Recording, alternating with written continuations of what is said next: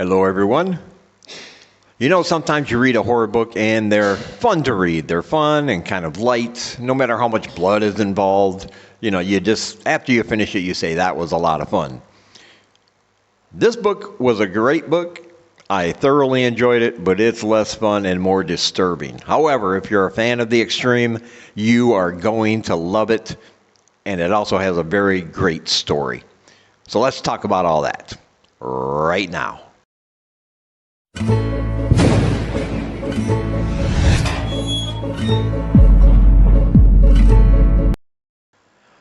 All right, so our book today is called The House on Blackstone Hill by Antonio Scozze. I believe I'm pronouncing that last name correctly.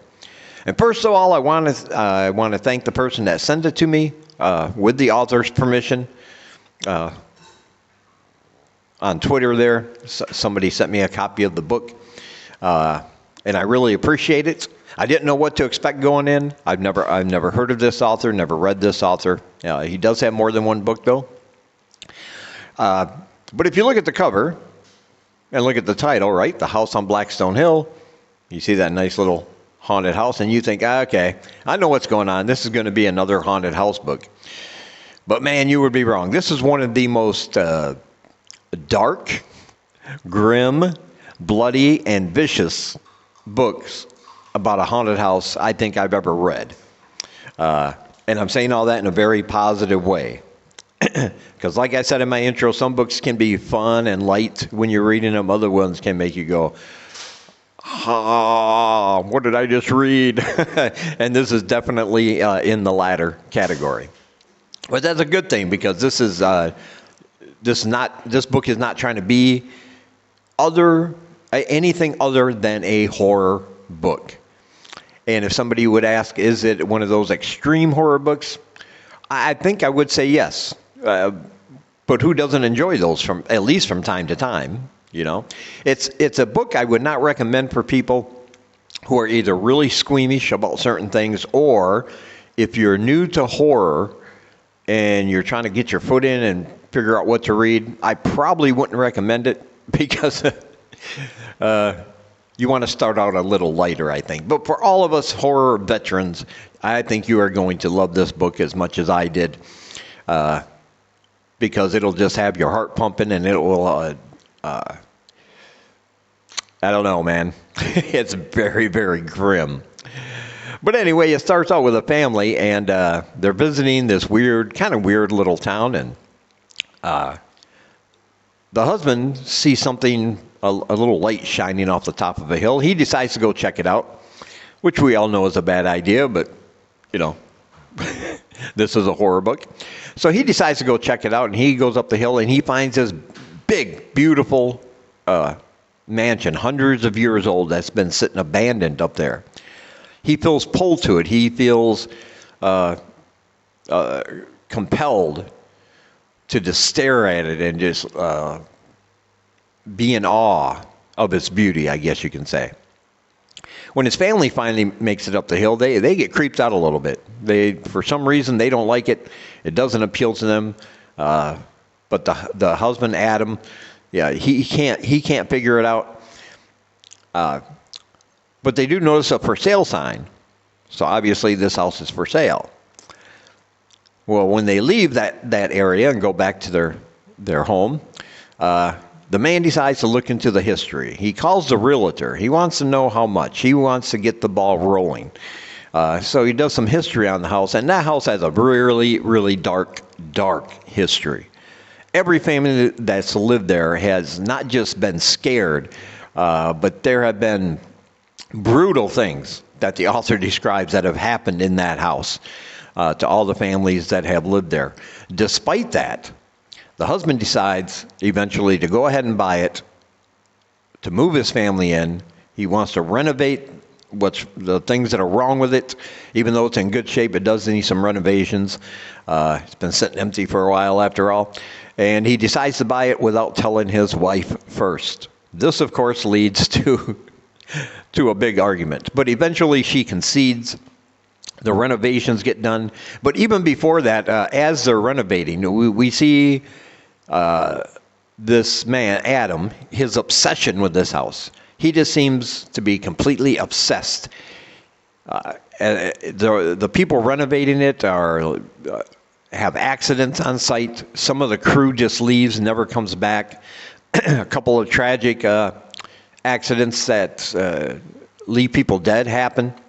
And despite all that, he's just upset because it's taking too long, because he just wants to move in there. He wants this to be his home. He wants to do this for him and his family, believing it's the best thing. But almost immediately after they move in, once the renovations are done, after they move in, immediately, horrible things happen. Now, if you think this is a haunted house book where we're going to see people walking through cold spots or hearing rapping on the wall or objects being moved or flung around, no, that's nothing. Things here are fantastically brutal, the things that happen here. At first, the husband sees things that only he can see.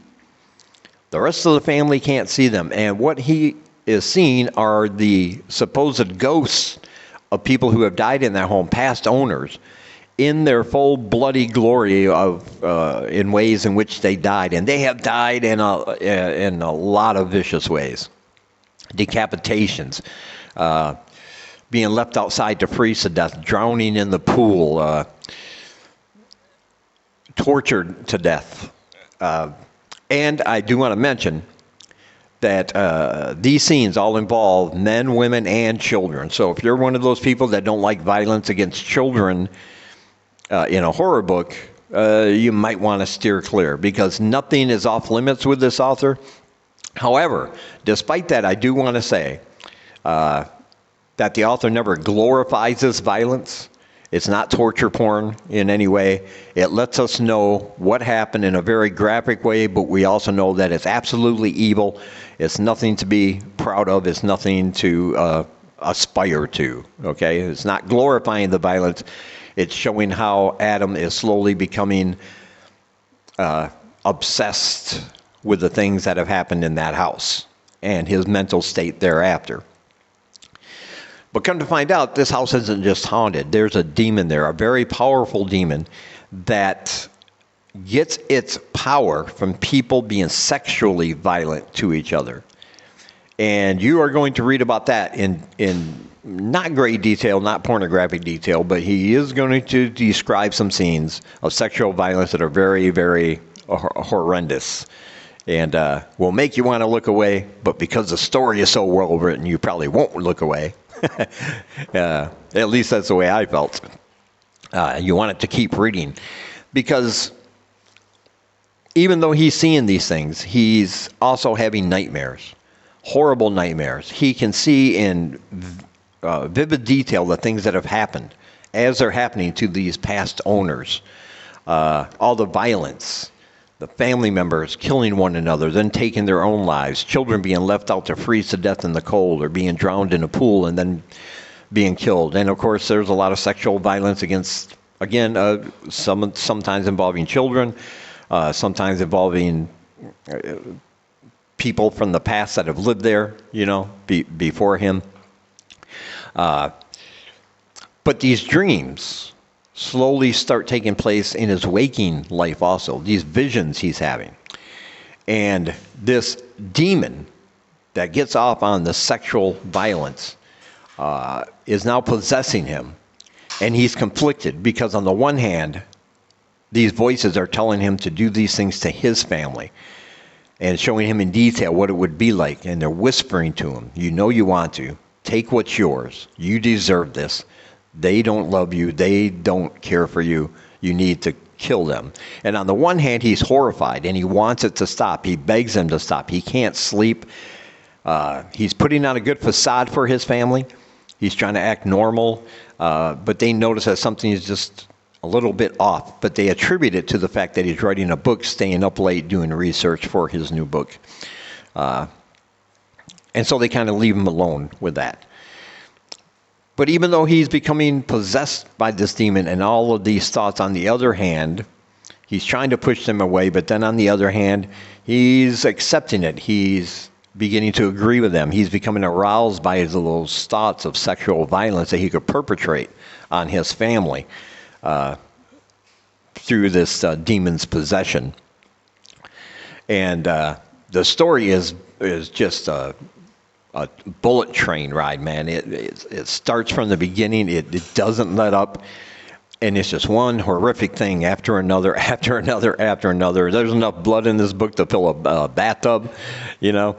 And some of the scenes are hard to read, but then again, it's an extreme horror book, and so we should be. That's a good thing, right? When people who say, nothing bothers me in a horror book, just read this book, okay? There are some things that probably will disturb you, as they should, but like I said, they are in there not for the glorification of these acts, but to let you know how horrible some of these things can be. Man, it's a fast-paced, well-told book. I think you're going to love it if you like that kind of horror. I know I did. It's not my thing every day. I think I would lose my mind. But every once in a while, an author comes along that pulls you into the story, throws these images at your head, and you just can't stop reading. And that's the way I felt about this book. It was great.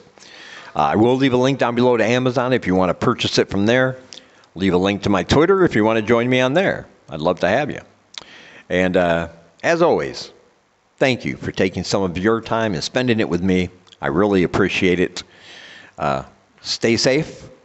Don't forget to like and subscribe. And until we meet again, keep reading spooky, my friends.